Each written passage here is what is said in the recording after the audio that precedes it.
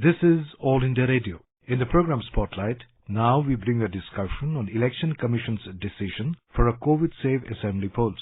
The participants are Akshay Raut, former Director General, Election Commission of India, and K.V. Prasad, journalist. For the past fortnight, the Indian elections have seen something unusual, and most political parties have been taken to the digital mode of campaigning. And that is largely mandated because the Election Commission had banned holding of, or rather put a restriction on holding of physical rallies, considering the fact there was a spread of the fear of the third wave of corona pandemic. And learning from the experience of the second wave, I think the Election Commission has been extremely cautious in the whole approach.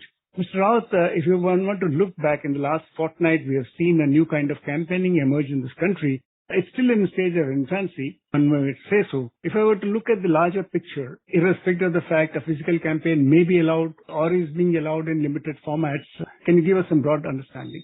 Yeah, I think this is a very interesting subject, Mr. Prasad, and the virtual campaign is an idea whose time was to come someday. And it's really ironical that it's happening because of this little virus called Omicron. And as the democracy matures, if all of us do remember, then our election started in 1951. So we are a very mature electoral democracy. And the only way of campaigning that we have seen today is largely physical campaigning. It's not the virtual campaign or using digital modes is not exactly a brand new idea, because with the development of the digital space in the world all around our lives, we have seen that big parties and even regional parties assembled what we can call social media departments over a period of time. And there are skilled people who push out messages on behalf of party and leaders. And there is good amount of digital outreach. But this one is very different. To completely substitute physical rallies by virtual campaign, definitely a lot of parties do have their levels of discomfort in this. But the fact is, as we have heard the Prime Minister saying, "Jaan hai to jahan hai." If we had such a bad experience in the second phase, which was more reflected during the time of elections, you recall the West Bengal series of elections, where we had quite a few difficulties, the election management, and the disease management, the infection management, the virus management. Let's not forget one thing, that Election Commission of India might be a gold standard in election management, but it is not an epidemiologist or virologist. We can't just say that it will handle all disease and sickness and disaster that may come. So, in this connection, its decision to substitute rallies which are within its management domain by a virtual possibility or a virtual outreach possibility handed over to political parties who are to practice what the Election Commission says, I think that would appear the only way out. And very rightly, at the end of the second week, again, one can expect that whether it is complete ban or some type of ban or physical restriction, the prudent way is to continue with good amount of restriction and mostly staying on the virtual campaign.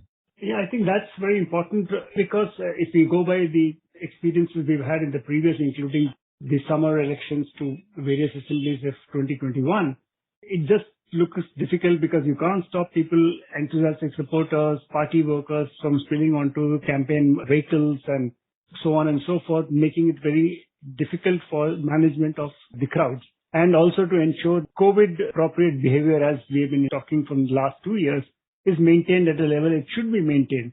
I think considering that, and also the fact, as you pointed out correctly, Election Commission can at best manage the situation as it exists. And if you look at the past 2 weeks, if you look at the election, the way the election management in terms of political parties' mindset to accept this new format of campaigning probably require a little more time, for the simple reason the switchover from a physical mode and the physical connect between the neta and the electorate is very difficult to gauge in an electronic format. Absolutely right, Prasad Saab, because it's a habit. I think if it is pursued election after election, as we are having another series of state elections coming, then another series, finally 24, we have the national elections. So if this is a path which is pursued, I'm sure people will fall into the habit. Initially, it's a matter of habit. Some have gone a long distance in consolidating themselves, both back end and front end, in terms of digital outreach. Some others may not have the resources. They may actually find it very discriminatory, not democratic form, because They may not have all the resources, all the skilled people, but people are trying to catch up. And that's what is necessary. And I think for you and me, who have seen elections many years in the past, it may look very awkward not to see physical rallies. In fact, more than you and me, it's the dramatic political personalities who have their political adrenaline flowing when they see lakhs and lakhs of people in a physical rally. And they feel comfortable, they can reach out, they can do theatrics, they can mesmerize population. We have dramatic political personalities, whether in north or south or east or west. So they will miss it. They will not greatly enjoy the digital space in which they don't see the people themselves, They don't have a physical sort of connect. But it's just a matter of time. I think the habits will fall in place, and overall it is going to give good results in terms of lot of saving, avoidable waste of energy. Now we are talking about the threat of infection, but otherwise also there is a lot of pollution, there is a lot of malfunctioning that happens during a physical rally or a physical contact, and it will be a more mature way of reaching out to people, I think, in future times. But Mr. Prasad, you and I, we do know that the real challenge is, of course, for the Election Commission of India as well, because compared to a physical situation, it's very difficult to capture any violation of model code on the virtual campaign. That's one. And second part is expenditure. Because, who comes, the footprint is so light on virtual media, virtual space, whether it is various types of platforms which are there, very fragile. Who comes in, who deposits what, and gets out to trace the links. It's not very easy, both in terms of model code violation capturing and expenditure capturing. In fact, Election Commission has to come out with new instruments, new mechanisms, which are scientific, tech-savvy, so that these two things are handled while virtual campaign is on. When we talk of political rallies, we always imagine those big rallies that we've seen for the past many years. But some of the political parties who may not be having the deep pockets and have big war chests organize small meetings at nukkad meeting, as they call, to garner support. And in democracy, even an independent, however, tries to garner support for his own or her own thought process and try and rally. And those are the people who could also be put to some kind of a situation where they are finding it difficult to reach out to target audience which they think. So that is one area which probably we'll have to see how it plays out. I do agree. In my humble opinion, these are the small door-to-door campaigns and interactions must be allowed to continue, because a complete disconnect from the candidate and from the party to the individual household voters may not be highly desirable, may not be effective in the type of party system that we are operating in, small, big. Let's not forget that very recently there has been a 30% increase in the expenditure ceiling that is allowed to candidates. One of the reasons why I can understand that this hike has been done, besides factors like inflation and all that, is the shift over to virtual mode, which is more expensive to start with. The acquisition of the hardware and software parts, that doesn't happen free. It costs. So I think we would require flexibility. If you remember, when the Election Commission extended the physical ban for another week, that's on 15th of this month till today, they also allowed some type of indoor campaigning with a restricted population. That's a very realistic and flexible approach to allow the political campaign process to go on. Because we are still at the initial stage of this, what you rightly said is a switchover. It's a transformation almost. And I would call it, in fact, in one of my writings, I have said it's a silent revolution in Indian campaigning process. So this has to be handled with a good amount of flexibility by the managers. We can't be too tough and stiff about it. But on the other side, we cannot allow, at least in the present situation, when we are still talking about a third wave, numbers are still mounting, we can't let down our guard. So Election Commission will be, I think, appreciated by one and all if it is still keeping the law of campaigning and the rules, norms about campaigning, whether ban or half ban or exemption, a good amount of stringency, if it is maintained, I think that will be appreciated.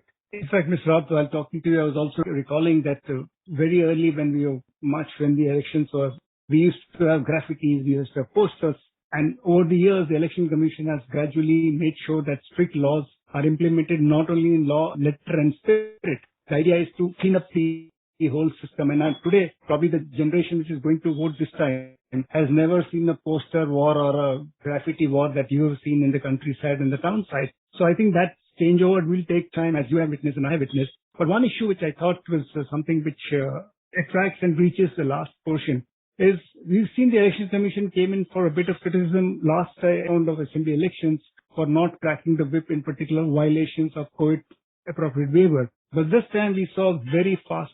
We have reported of cases where authorities have been transferred, police officials or administrative people, for violations of COVID appropriate behavior. So I think that Election Commission this time is very clear that it is not going to brook any this kind of intolerance. Let me respond with 2 points. One thing is, when we had the Bihar state election in 2020, that was the largest COVID time election anywhere in the world. And Election Commission came out with a detailed SOP, how to keep its polling process, polling station, polling staff and voters secure from the surging COVID-19. And it was world over, it was admired as a model election. Okay. But there were some difficulties in the next 5 elections, the summer elections, as you said, which you referred to.